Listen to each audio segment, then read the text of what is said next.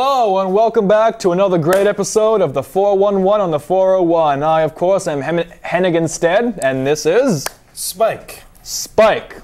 The always great Spike. Now, we have a wonderful show. How'd you get that name, by the way? Why are you Spike? Not to divert, but divert. I literally walked in my first day here almost a year ago, and they just said, "You look like a Spike," and the name stuck. I can see it. Back to what I was saying, we have a great show for you today. We have a few new segments, a few segments that are coming back from the dead, and a lot of the old segments that you've known to grow and love. So, let's get right down to it. Spike? Here today we have some URI news and events. Here's some stuff to look forward to. First, on a Monday, the 3rd of October, Michio Kaku, the astrophysicist famous from the show The Universe on the History Channel, is coming to talk about the year 2100. And it's at 7 p.m. at Edwards. Skipping all the way to Thursday, we have the Cultural Pulse, Continental Pulse, the cultural show. It's part of Diversity Week, which is next week, and that's at Edwards at 7 p.m. And also at 7 p.m. is the... Actually, no. That's it on Thursday for 7 p.m.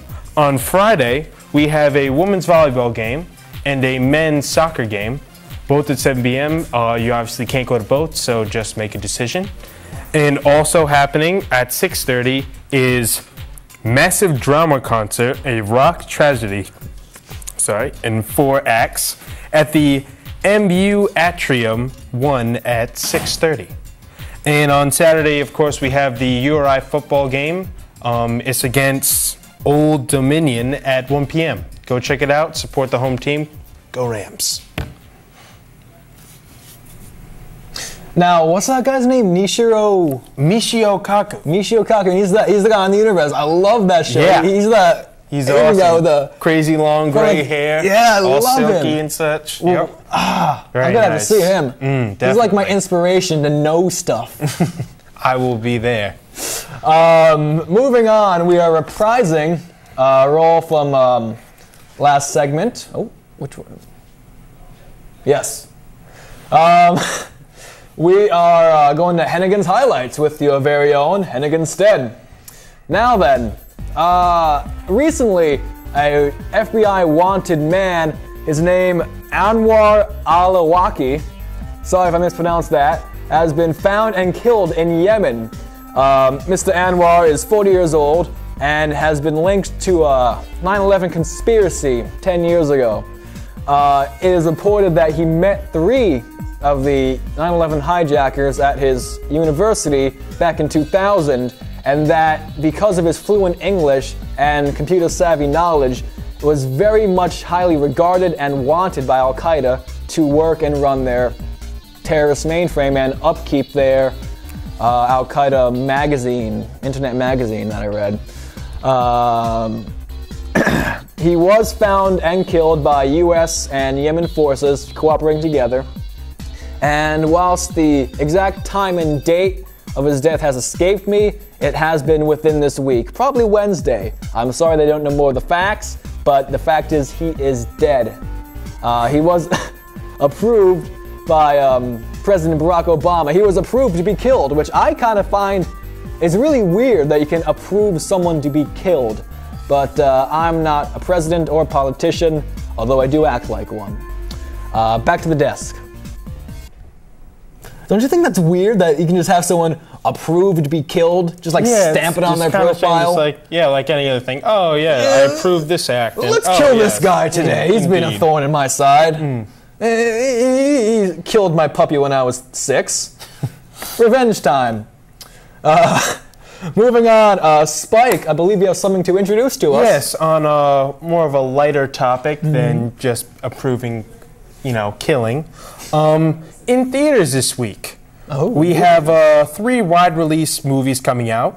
First off is What's Your Number, starring Anna Faris and Chris Evans. I heard that was. Don't really know what it's about. If you don't already know about the movie, then you probably won't go see it. But if you do, then you're probably gonna go see it. So that's that. Next coming out, we have Dreamhouse, starring Daniel Craig, Naomi Watts, and that chick from The Mummy. I don't know what her name is. Basically, Daniel Craig and his new family move into this house where apparently a murder took place, and also apparently Daniel Craig was the one who killed the people in the house. Well, he's James Bond. He has a license to kill. Yes, that he does have indeed. And so him and Naomi Watts, I guess, got to figure out the mystery of who killed the family, and at the same time, for some reason, the house is haunted. I don't know. There's a chance that it could be good, but it probably won't be. And now my personal pick for the weekend has got to be 50-50. Starring Seth Rogen and Joseph Gordon-Levitt. Now, this movie is about Joseph Gordon-Levitt getting cancer, and it's a comedy. You know, something strange. You don't see that every day, a cancer comedy. It's actually based on a true story of Seth Rogen's real-life friend who got cancer and wrote a comedy. The Cancer Boy wrote a comedy? Or yeah, Seth he Rogen actually wrote this movie sort of about himself. Oh. And just because, like, when he was dealing it, he didn't really worry about the cancer, he worried about other stuff in life. That's good. Now, me and my roommate actually have a wager going on whether or not the boy will live or die at the end of the movie. Ah, indeed. I have no idea. I guess you'll just have to go see the movie to find out. I guess so. I like what you did there. Now, though none of those movies interest you, there are actually a lot of good movies that are in theaters that came out weeks ago. You could possibly go see Warrior or Drive. And also, one I saw this week was Moneyball, starring Brad Pitt and Jonah Hill. Yes, it was very good. And that brings us to the other segment, John's Couch, where they will be reviewing Moneyball. Roll the film. For introducing us, we are John's Couch, and we are talking about Moneyball. Wait. How am I here right now? Not worry about that. But I was just over there. Yeah. And now I know. Here. I mean, this isn't the studio. No, like it usually this is a whole nother thing. We are discussing this week Moneyball, starring Brad Pitt, Jonah Hill, and Philip Seymour Hoffman. What did you like about the movie? Me? Alright. I know you're a huge baseball fan, so honestly, there was probably no not liking this movie. Yeah, this movie was impossible for me not to like. I'm a baseball nerd. I'm a big fan of the statistics and the game and everything in between. So when they were doing this movie, I was like, it's made for me. Basically, it's the story of Billy Beane of the Oakland Athletics, which is a very, very, very small market team that doesn't have the money to compete with the bigger market teams. So he has to figure out a new strategy in order to get them to generate more revenue. It's a really, really interesting story. It doesn't stay 100% true to the... Not even close to 100%. It's about 75% true. If you really know the whole story, which gets really complicated, you'll notice the differences. I guess for me, the big thing was I liked how this movie looked a lot. I liked the general story. The script was written by Aaron Sorkin, who did The Social Network last year. Oh, okay. And you can pick up a lot of that, especially with any interaction between Brad Pitt and Jonah Hill. It's very, almost quick-witted, very, very cool. I mean, anytime those two were on the screen, yeah, it was pure gold. The cinematography was really cool. The lighting in this movie was amazing. Just, casting Brad Pitt's Billy Beane in different kinds of shadows depending on the mood of the movie. What was your big thing about this movie? Now, I'm not a baseball fan. I find baseball kind of boring. I do enjoy seeing it live. That's always cool, but watching on TV cannot do it. So they're going into this, and I'm, associated with that, I'm not a very big sports movie guy, especially baseball movies, because they tend to be the most boring of the sports movie genre. It's true, honestly, but the cool thing about this one is that it's not really taking place on the field. It's taking place behind the scenes, off season, and that was really nice. And honestly though, like, fan or no fan, this was a truly great movie. And what is it? The only problem I really had with it was the length, because there was like, what happened was that you have these scenes that would be a minute too long, and then all those scenes that were a minute too long added up, and you really could have chunked 15 minutes of this movie right out. And if they did that, it would have been perfect. I would have liked it just as good as Drive, but they didn't. It's obviously good. Like, you saw the trailer, like, okay, this is gonna be good. Brad Pitt's gonna be awesome. You're gonna be nominated for Oscar once again. You know, let's move on. I think it's pretty obvious. Yeah, I'm giving it a couch. Me, I'm gonna give it. I mean, I really hate it. No, I gave it a couch. I mean, Two couches, we're on a couch. Next week is 50-50. all right. Thanks for watching, guys. We're Boston, we're down to earth, and we drink beer and repair. Oh, all the hats are all faded and torn up, and look like they've been ran over by a truck and put through the washing machine and chewed up by a dog. Because that's what we do. No. Get out of here.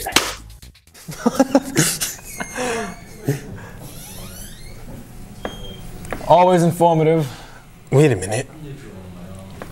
I was just there, and now I'm back here once again? You're like Dr. Manhattan. Oh my god, I can't comprehend.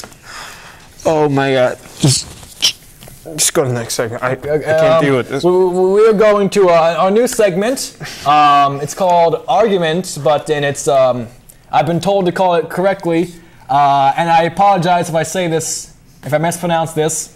Jiao Jia. So let's go to that. 你去昨晚的整体晚会了吗？我去了啊，我先上课，然后我就去了。Nice to see you again. How's your cat? 你上完课就直接去了？ It's alright. What about your dog? 你觉得怎么样？很差。I hate that thing. 差。 It's just a dog. 他没给我月饼吃啊。It gives me so much trouble. 不给你月饼吃，你就说它差。 Why don't you sell it? 那 Get a 为什么我要 t-shirt. 去呢？ Do you know any good t-shirts shops? 它明明很好。 There's one right down the road. 对你们好吧？ I'm not gonna walk that far. 有歌有舞有美女，怎么不好？ It's a conspiracy, man. 可是我什么都没看到呀。 They always say that. 你什么都没看到，怎么能污蔑我们月饼呢？ Do you know any good jokes? 你们的月饼啊！ I have a German Shepherd, but he has no nose. 那月饼是限量版的，不是所有人都能吃的。 Well, how does he smell then? 你好高级啊！ Awful! 攻击！讽刺！ That's funny. 笑个屁呀！ It wasn't a joke. 对啊，不是一个 joke 啊。哎，你就不能大点声说吗？啊？说什么啊？ How's your grandma? 说所有的话啊！哦，好的。 We're in a fight right now. 哎，我就不行了，你这人怎么这么娘娘腔啊？那么……你这个人怎么这么爷们啊？春哥。 I was thinking about buying a house. 我不行了，我不想跟你再说话了。哇，你在表演哎。 Well, maybe an apartment. 数3下，跟我道歉。 You know how I feel about housing. 3、 2、 1。拜拜。 Oh, come now.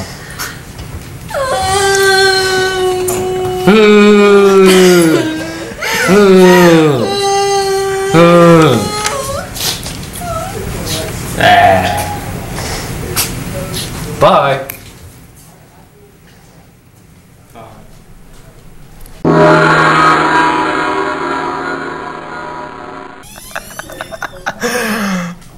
Okay, I enjoyed that. I really did.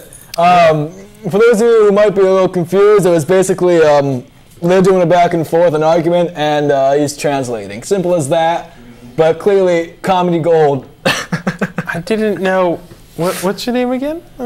Chris. Chris, I didn't realize that you spoke fluent Mandarin there. Cantonese too. Oh, Cantonese as well. Whoa, both Chinese dialects. Indeed. I speak broken English, as you can tell. Yes, and I can tell, indeed. Yeah. Maybe you should get lessons from your twin brother, William English. Oh, yeah, Billy? Yes. I hate that guy. But moving onward, away from my hatred of my evil twin brother, we are moving on to a long living segment.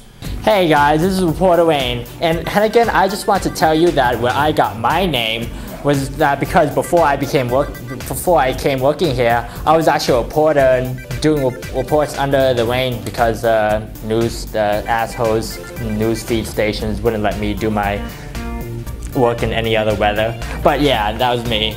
Okay guys, I had some interesting things I want to share with you guys today. You know, I love all the chipmunks, squirrels, raccoons, all the kinds of different animals that we have on campus. We have so many.